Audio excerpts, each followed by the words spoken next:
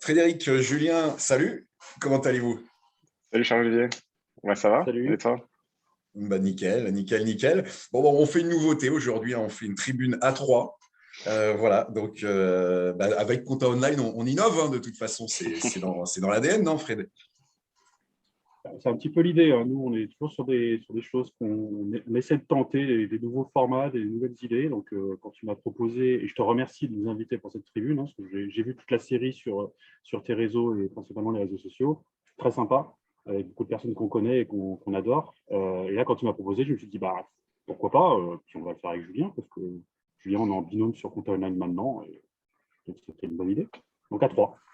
Top. Alors, je ne sais pas si c'est encore nécessaire de vous présenter tous les deux. Néanmoins, est-ce que Fred, tu veux bien te présenter, Julien aussi? Et puis après, Fred, nous expliquer un peu l'histoire de Compta Online, qui est une histoire, moi, forcément, en tant qu'entrepreneur, qui me fait vibrer.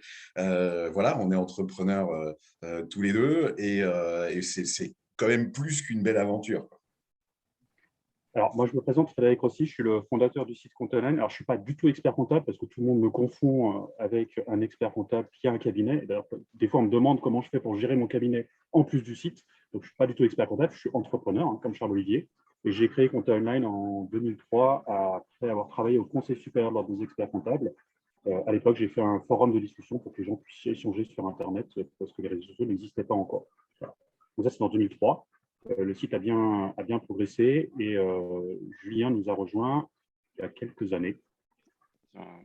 Un an, un peu plus d'un an, ouais, c'est ça. Un an. Moi, c'est un petit peu c'est pas tout à fait le même parcours, puisque moi, je viens de cabinet à la base, puisque je suis diplômé d'expertise comptable au départ. Donc, c'était plutôt destiné à travailler en cabinet. Une fois que j'ai eu mon diplôme, je me suis pas mal interrogé sur quoi faire de ce beau diplôme et de toutes ces années passées à travailler là-dessus.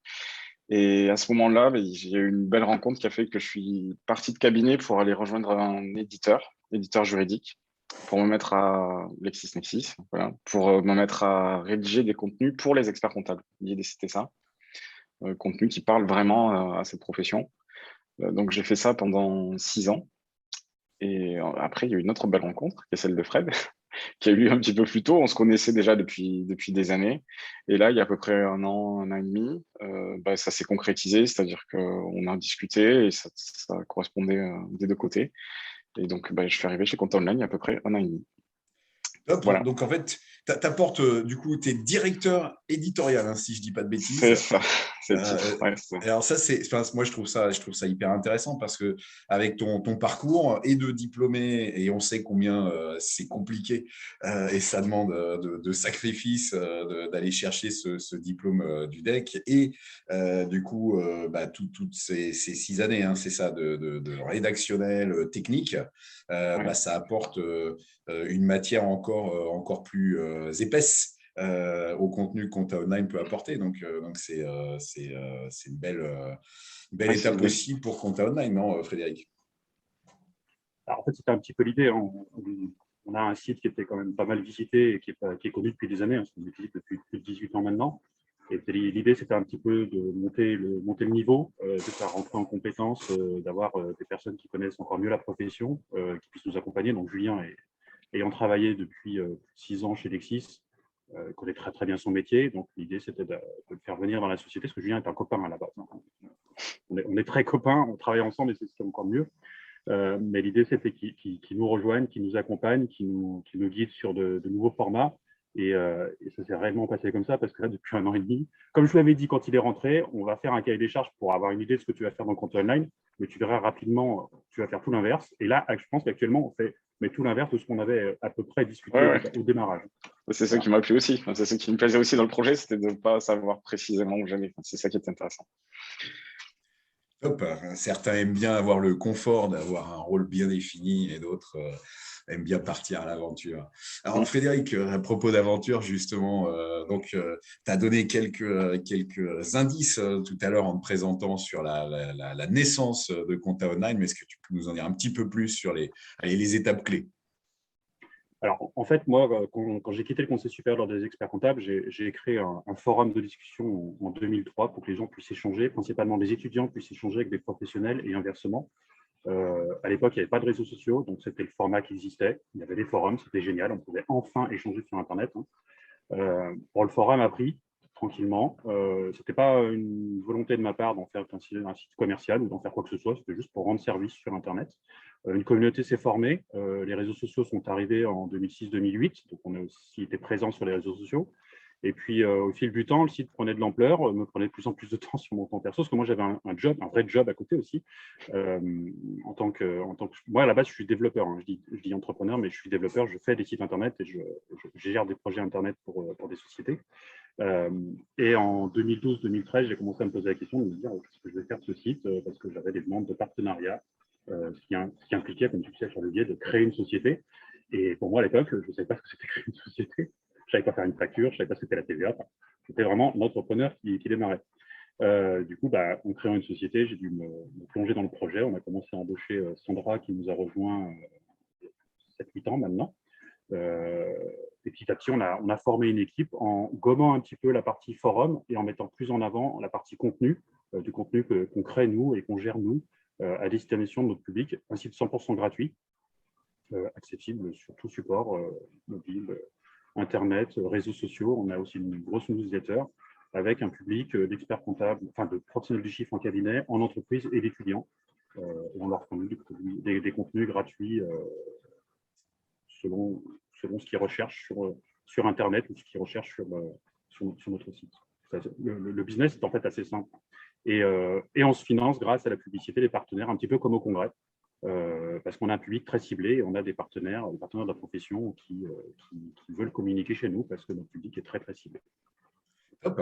Et sur tes visiteurs aujourd'hui, ça te fait combien de visiteurs uniques par mois? Je sais que ça fait partie des stats qu'on surveille avec attention quand on est dans ton métier.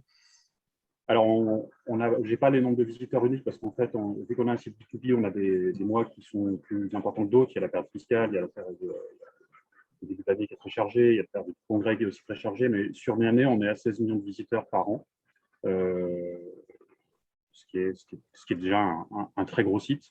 Mais le but, pour nous, ce n'est pas de faire 20 millions, 30 millions, ça n'a plus de sens à ce stade-là. Le but, c'est vraiment d'avoir un site de qualité, de produire des contenus de qualité. C'est pour ça que Julien nous a rejoints pour amener des contenus qui concernent plus les experts comptables, qui les intéressent plus dans le détail.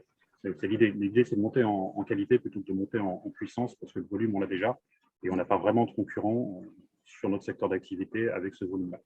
D'accord. Écoute, génial. Alors, peut-être on peut faire un petit teasing pour un webinaire à venir. Julien, on est en train de potasser quelque chose. Est-ce que tu peux nous en dire et puis du coup préparer ce moment qui sera précieux, je pense. Avec plaisir. Oui, en fait, on est ravis d'organiser avec toi, notamment, Charles-Olivier, un webinaire en novembre, donc le 24 novembre, si je ne dis pas de bêtises, sur la facturation électronique. Alors, comment on en est arrivé là?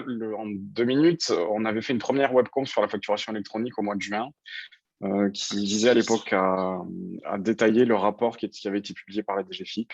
Et donc, en fait, le truc était tombé et ça soulevait tout un tas de questions. Donc, on avait fait une première webconf pour un peu faire de la pédagogie et expliquer ce qu'il y avait dedans. On a eu énormément de questions de personnes en cabinet qui se disaient « Ok, je comprends, mais maintenant, qu'est-ce que ça change pour moi concrètement ?» C'était un peu ça, toutes les questions. Et on a eu des dizaines de questions dans ce sens-là. Et donc, on s'est dit, on leur a proposé d'ailleurs en live, est-ce que vous voulez pas qu'on fasse une deuxième webconf pour répondre à ces questions qui vous concernent plus directement? On a eu une avalanche de oui. Et donc, on a décidé de l'organiser. Donc, on prévoit ça en novembre. On a essayé de chercher des experts. Il y avait 2 critères, en fait.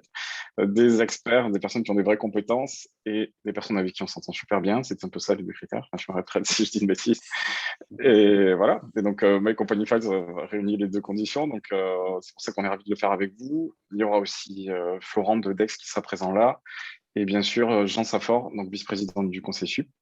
Donc, ça nous permettra vraiment d'avoir un balayage complet de ce que ça change dans les cabinets.